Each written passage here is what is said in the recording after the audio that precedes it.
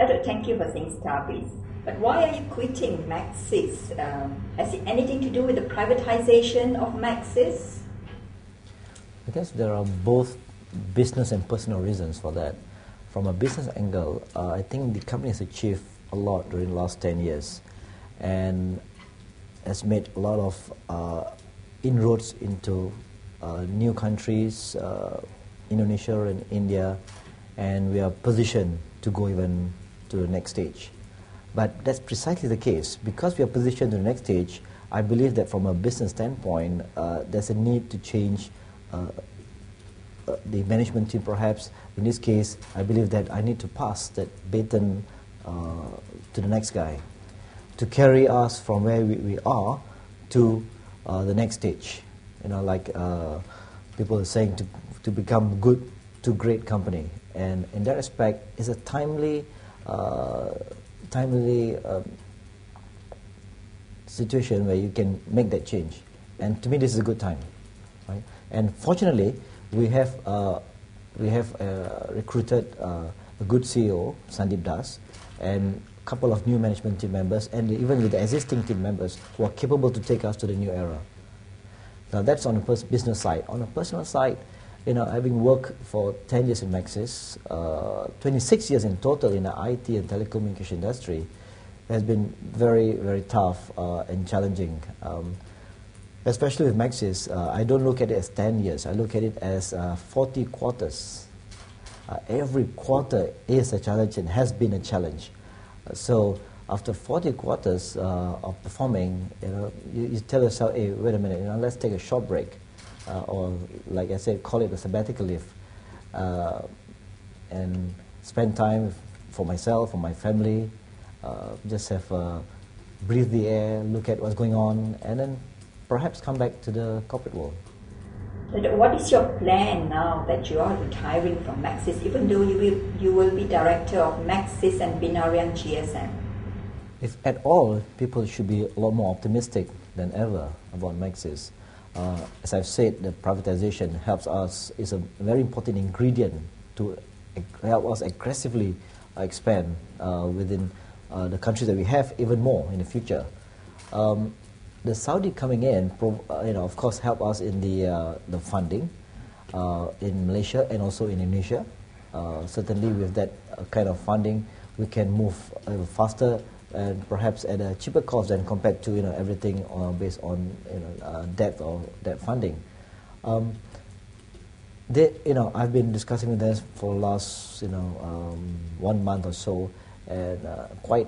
Especially last 2 weeks, we have a lot of discussions on details like management, plans, strategies, and all that. I find that they're very pragmatic, very flexible, and I think, in fact, I felt so good. 2 days ago, we just came back from Indonesia. Right after that, I said, I felt so good that yes, in a way, it's a good time for me to leave, but also. I'm living in the company in very good shape. I have a very good partner, and the chemistry at all levels have been very good. So what more can you ask in that respect? How has the journey been the last 10 years? What was the most important moments for you? Really a mixed feeling, perhaps. You know, it's very sad after 10 years with Maxis. But especially sad, you know, leaving behind a lot of friends, colleagues, employees who have been very dedicated, very loyal, very supportive to the company, and also to me personally. So, you know, and I must say that when I made the announcement yesterday to all the managers, I tried to I tried to control my emotions. Very, very difficult because, you know, I'm so attached to many of these people. So, in that respect, I'm sad, but happy in the sense that, you know, there's a point in your life that you have to take a short break and think about yourself, especially your family. And in that respect, I'm very happy that I'm able to just make that tough decision and worry about some other priorities that I could not give the same priorities before. So now I could, and I'm looking forward to that next step of my own personal life. What do you see as challenges for Maxis going forward? On the business side, in Malaysia, for example, there are two new competitors in the mobile side, 3G 2 licenses, and we have four competitors in the WiMAX side, which is the broadband side. So, and at the same time, the industry at the mobile side is actually not going to grow as fast as before. So it's maturing very quickly over the next 1 or 2 years. So that's a big challenge by itself. The other side is organization and people. I think this industry, as I've said, is extremely dynamic, challenging, and requires constantly re-examination of the people that we have. And certainly we have to develop our own people. Certainly we have to inject new talent almost every time. It's just the nature of the industry. That is a set of challenge. How do you develop people? Because in many cases, everyone is going to move to new uncharted territory all the time. There's no ready-made formula. If given a chance, would you have done things differently at Maxis?